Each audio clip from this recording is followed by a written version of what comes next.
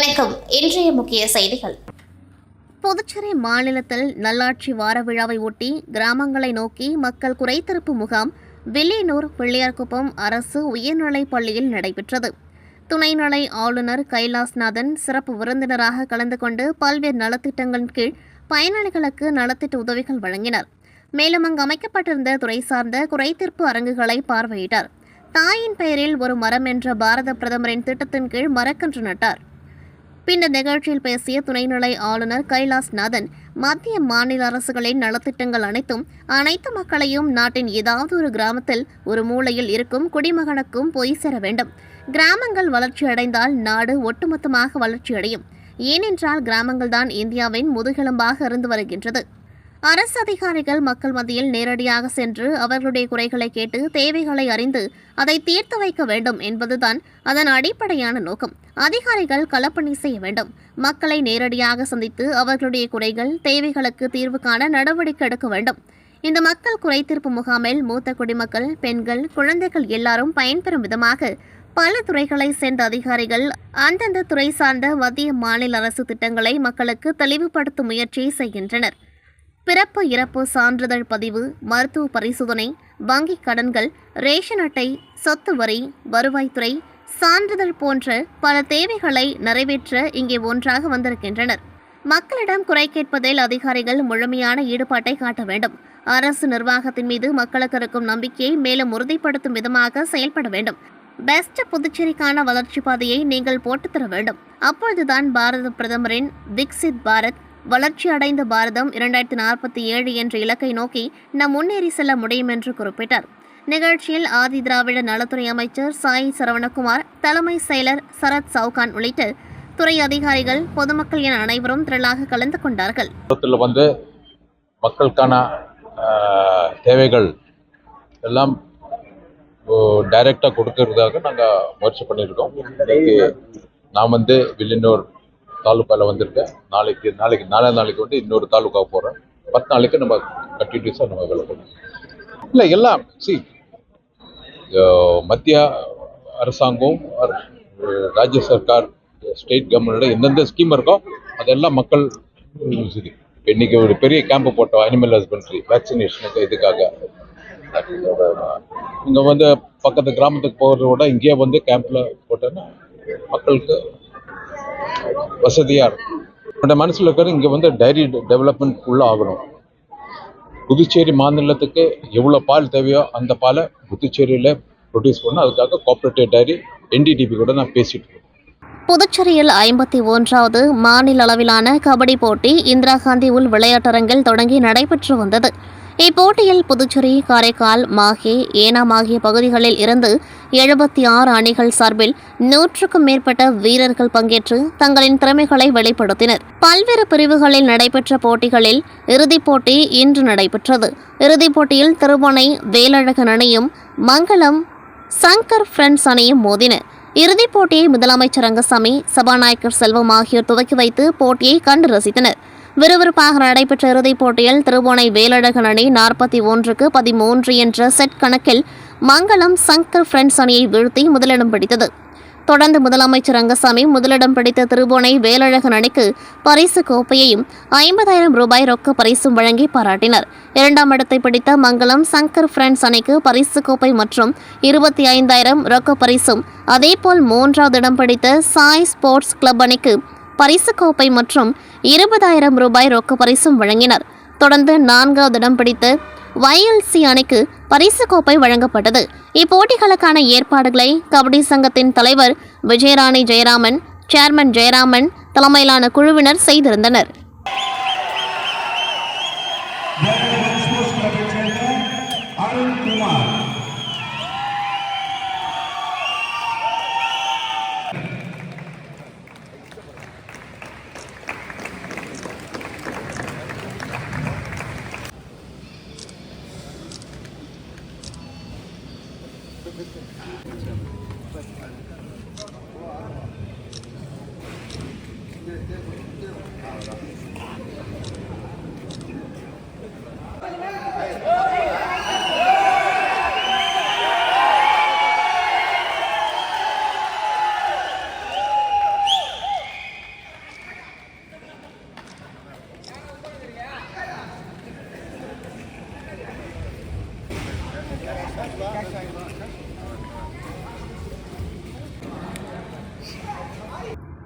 விழுப்புரம் மாவட்டம் மரக்கண பகுதியில் அமைந்துள்ள பக்கிங்காம் கால்வாய் பகுதியில் நேற்று மதியம் 2 மணியளவில் தனது 2 சகோதரர்களுடன் கால்வாயில் மீன்பிடிக்க சென்றபொழுது தனது தம்பி தவறுதலாக ஆற்றின் விழுவதை பார்த்த 2 சகோதரர்களும் அவனை மீட்கும் முயற்சியில் ஈடுபட்ட 3 பேரும் மாயமான நிலையில் தொடர்ந்து இரவு பகலாக காவல்துறை மற்றும் தீயணைப்புத் துறையினர் தேடும் பணியை தீவிரமாக செய்திருந்த நிலையில் இன்று காலை ஒருவரது உடல் கண்டுபிடிக்கப்பட்டது. இதனால் மரக்காண பகுதி மக்கள் பெரிதும் துயரத்தில் ஆளாகியுள்ளனர். மேலும் இருவரது நிலைமை என்ன ஆனது என்று இன்னும் தெரியவில்லை. அவர்களை தேடும் பணியும் தீவிரமாக நடைபெற்று வருகின்றது. காரைக்காலில் டிசம்பர் 19 மற்றும் 25 வரை காரைக்கால் மாவட்ட ஆட்சியர் மணிகண்டன் அறிவுறுத்தலின் பேரில் நல்லாட்சி வாரம் விழா நடத்தப்பட்டு வருகின்றது. இதன் ஒரு பகுதியாக காரைக்கால் நேரு நகரில் உள்ள அரசு கலை மற்றும் அறிவியல் கல்லூரி மற்றும் டாக்டர் மு. கலைஞர் கருணாநிதி பட்ட மேற்படிப்பு மற்றும் ஆராய்ச்சி மையத்தில் நல்ல நிர்வாக நடைமுறை முயற்சிகள் பற்றிய பட்டறை மற்றும் நிறுவன மேம்பாட்டு வேலைவாய்ப்புகள் பற்றிய மாநாடு நேற்று நடைபெற்றது. நிகழ்ச்சியை காரைக்கால் மாவட்ட ஆட்சியர் மணிகண்டன் கலந்து கொண்டு குத்துவிளக்கேற்றி துவக்கி வைத்து பேசுகையில், இன்றைய தலைமுறை இளைஞர்கள் மத்தியில் கவனமாக பேச வேண்டியுள்ளது. கல்லூரி மாணவர்களிடம் இன்றைய அரசியல் ஈடுபட ஆர்வம் உள்ளவர்கள் யார் என கேள்வி எழுப்பினர். அரசியலில் பெண்கள் ஈடுபடுவதற்கு ஆர்வம் அதிகம் உள்ளது. அரசியலில் இளைஞர்களை ஈடுபடுத்துவதற்கு பிரதமர் விருப்பப்பட்டு வருகின்றார். கல்லூரி படிப்புகளில் மாணவர்கள் படிப்பை மட்டும் கொள்ள வேண்டும். இல்லை என்றால் சமூகத்தில் எதிர்காலத்தில் யாருமே மதிக்க மாட்டார்கள். புதிய கல்விக் கொள்கையில் பல்வேறு தளர்வுகளை ஏற்படுத்தி வருகின்றது. இது தவிர மத்திய அரசு மாணவர்கள் உயர்கல்வி படிப்பதற்கு பல்வேறு தளர்வுகளை அரசு ஏற்படுத்துகின்றது. இதனை பயன்படுத்திக் கொண்டு திறன்களை வளர்த்துக் கொள்வதற்காக இளைஞர்கள் முன்னோக்கி வர வேண்டும். காரைக்கால் மாவட்டத்தை சேர்ந்த 2000 இளைஞர்கள் வேலைவாய்ப்பு வழங்க காரைக்கால் மாவட்ட நிர்வாகம் திட்டமிடப்பட்டுள்ளது. அடுத்த 2 மாதம் காரைக்கால் மாவட்ட மாணவர்களுக்கு மிக முக்கியமானது. இன்ஸ்டாகிராம் போன்ற சமூக வலைதளங்களில் இருந்து பள்ளி கல்லூரி மாணவ மாணவிகள் வெளிவர வேண்டும். காரைக்காலில் மென்பொருள் தொழில்நுட்ப பூங்கா கொண்டுவர முதற்கட்ட நடவடிக்கைகள் எடுக்கப்பட்டுள்ளன. காரைக்காலில் தொழில் முனைவோர் வர பல்வேறு இடையூறுகள் உள்ளனர். அதனை களைவதற்கு மாவட்ட நிர்வாகம் மூலம் நடவடிக்கைகள் எடுக்கப்பட்டுள்ளது. வளர்ச்சியடைந்த காரைக்கால் 2047 பெட்டி மூலம் பெறப்படும் அனைத்து மனுக்கள் மீது நடவடிக்கை எடுக்கப்படும். மற்ற மாவட்டங்களை விட காரைக்கால் வளர்ச்சி பெறும். இளைஞர்கள் அதிகமான புத்தகங்களை வாசிக்க வேண்டும்.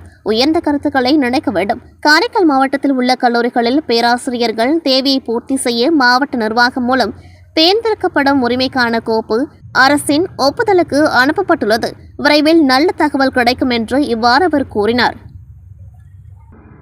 புதுச்சேரி மாநிலம் காரைக்கால் அடுத்த திருநள்ளாறில் அமைந்துள்ள உலக பிரசித்தி பெற்ற ஸ்ரீ சனி பகவான் ஆலயத்தில் மார்கழி மாத தேய்பிறை அஷ்டமியை முன்னிட்டு ஸ்ரீ பைரவருக்கு சிறப்பு அபிஷேகம் நடைபெற்றது. ஸ்ரீ பைரவருக்கு மஞ்சள், பால், தயிர், சந்தனம் உள்ளிட்ட பல்வேறு திரவிய பொருட்களால் சிறப்பு அபிஷேகம் நடைபெற்றது. தொடர்ந்து பல வண்ண மலர்களால் அலங்கரிக்கப்பட்டு ஸ்ரீ பைரவருக்கு சகஸ்ரநாம அர்ச்சனையும் மகா தீப ஆராதனையும் நடைபெற்றது. இதில் தமிழக அரசின் கூடுதல் தலைமை செயலர் ராதாகிருஷ்ணன் உள்ளிட்ட திரளான பக்தர்கள் பைரவரை தரிசனம் செய்தனர். திராவிட சிந்தனையாளர் இயக்கத்தின் சார்பாக தமிழர் தலைவர் தந்தை பெரியார் நினைவு நாள் அனுசரிக்கப்பட்டது. தமிழ் தேசியத்திற்கு தடைக்கல்லா படிக்கல்லா நூல் வெளியீட்டு விழாவில் திராவிட முன்னேற்ற கழகத்தின் எதிர்க்கட்சித் தலைவர் சிவா, கழக பொருளாளர் செந்தில்குமார் எம்எல்ஏ, தலைமை பொதுக்குழு உறுப்பினர் சன் சண்முகம், மாணவரணி அமைப்பாளர் மணிமாறன் ஆகியோர் கலந்து கொண்டார்கள். புதுச்சேரி பத்திசம்னார் சிபிஎஸ்இ பள்ளியில் இன்று கிறிஸ்துமஸ் விழாவானது பள்ளி முதல்வர் அருட்தந்தை பாஸ்கர் ராஜ் தலைமையில் வெகு சிறப்பாக கொண்டாடப்பட்டது. விழாவின் சிறப்பு விருந்தினராக புதுச்சேரி துணைநிலை ஆளுநர் கைலாஸ்நாதன் மற்றும் புதுச்சேரி சட்டப்பேரவை உறுப்பினர் சிவசங்கர் ஆகியோர் கலந்து கொண்டார்கள்.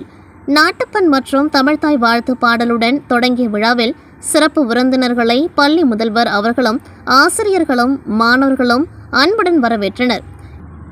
இவ்விழாவின் முக்கிய அம்சமாக சர்வதேச சாதனை புத்தகத்தில் இடம்பெற்ற யுகேஜி மாணவர்கள் மாஸ்டர் கே. கிஷான் 2 நிமிடம் 46 வினாடிகளில் ஆங்கிலத்தில் 250 ஒத்த ஓசையுடைய சொற்களை விரைவாக வாசித்தல், மாஸ்டர் என். ஆதித்யா 300 ஆங்கில வார்த்தைகளை 3 நிமிடம் 56 வினாடிகளில் வாசித்தல், மாஸ்டர் ஜே.பி. அன்வித் 60 பண்டைய தமிழாண்டுகளின் பெயர்களை சமஸ்கிருதத்தில் 23 வினாடிகள் 19 சென்டி வினாடிகளில் வாசித்தல், மாஸ்டர் எல். தியாஷ் தேசிய கொடிகளை கொண்டு 150 உலக நாடுகளின் பெயர்களை 1 நிமிடம் 11 வினாடிகள் 47 செகண்ட் வினாடிகளில் வாசித்தல், எல்கேஜி மாணவர் மாஸ்டர் பிரஜ்யோத் கார்த்திக் 1 முதல் 425 எண்களை ஆங்கிலத்தில் 14 நிமிடத்தில் 25 வினாடிகள் 73 செகண்ட் வினாடிகளில் மனப்பாடமாகவும் சரளமாகவும் உச்சரித்தல் ஆகியோர் துணைநிலை ஆளுநர் அவர்களால் கௌரவிக்கப்பட்டனர்.